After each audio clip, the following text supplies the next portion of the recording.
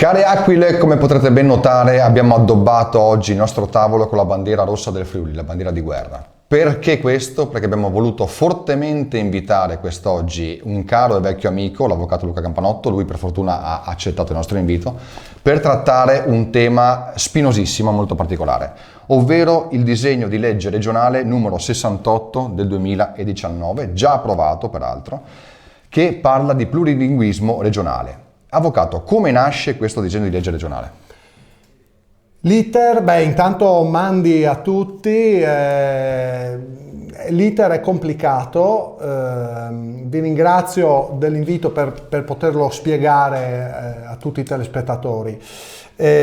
Complicato ma velocissimo, nel senso che si tratta di un'iniziativa della Giunta regionale. Le iniziative giuntali non sono solite quando si tratta di diritti fondamentali, materia sulla quale di solito viene lasciato campo libero al Consiglio e anche agli emendamenti dei singoli consiglieri nella massima collegialità assembleare.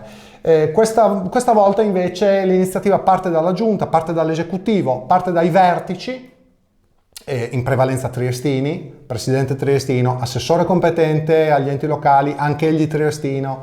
Quindi insomma l'origine è questa. Abbiamo registrato durante l'iter una scarsa trasparenza.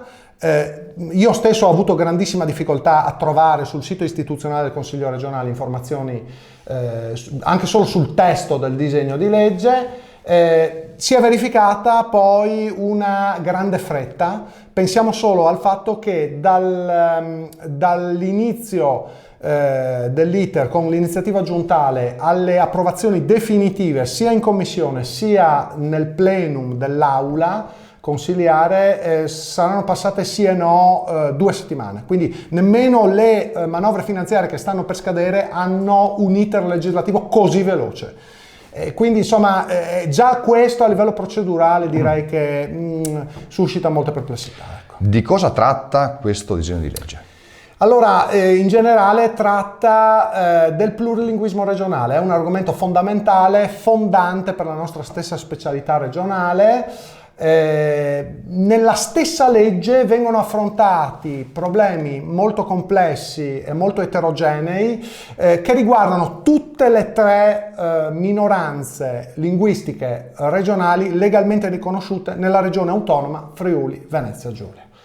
Sono molto diverse fra loro anche a livello demografico. Secondo attendibili stime ministeriali, Ministero dell'Interno, si parla di 6.000 germanofoni, adesso che anche Sappada è ritornata in Friuli, di circa 60.000 slovenofoni e di 600.000, forse 650.000 friulanofoni.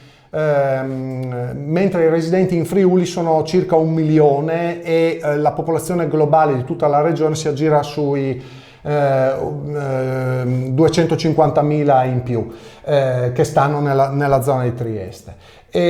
Questo per dare delle cifre approssimative. Stranamente, fra l'altro, già a partire dal titolo di questa legge troviamo per una misteriosa ragione gli slovenofoni anteposti rispetto ai friulanofoni, pur essendo 10 volte di meno.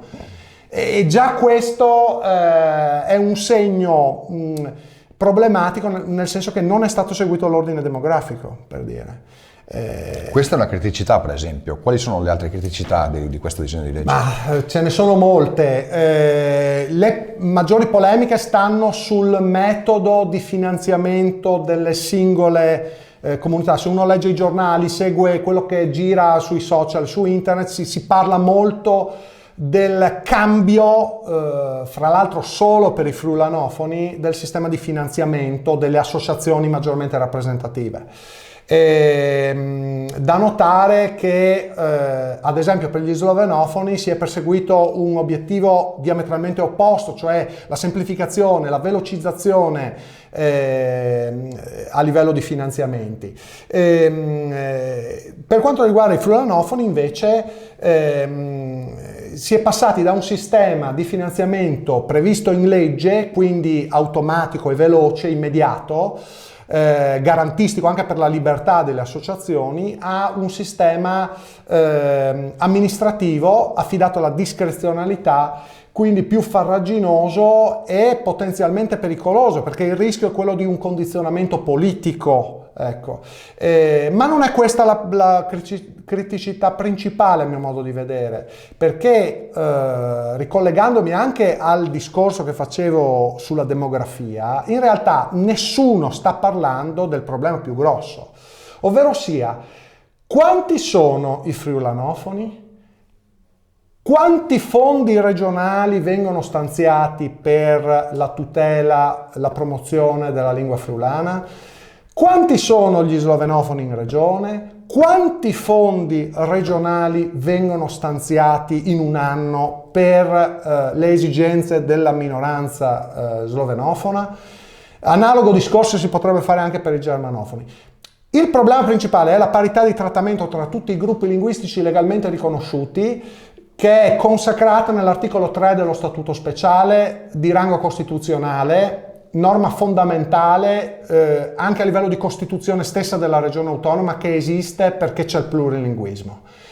Quindi stiamo ben attenti a questa materia fondamentale. In Sudtirolo, ad esempio, c'è addirittura una proporzionale etnica molto rigida. Qui siamo molto lontani da quello che dovrebbe essere il nostro modello, diciamo, più immediato, direi. Viene a sé, avvocato, pensare che dobbiamo in qualche modo bloccare questa deriva che si sta delineando, noi come friulani, ma anche noi come aquile dal Friul. Come possiamo fare per bloccare questa deriva? Beh, anzitutto, francamente, scusate se passo dal tecnico al politico, smettiamola di votare partiti italiani e votiamo invece chi pone al primo punto del suo programma la più radicale separazione possibile tra Friuli e Trieste, perché solo così i friulani smetteranno di essere in regione solamente i principali contribuenti. Grazie avvocato per il suo intervento, grazie per aver accettato il nostro invito e ci vediamo alla prossima. Grazie a voi per l'invito e mandi a tutti gli ascoltatori.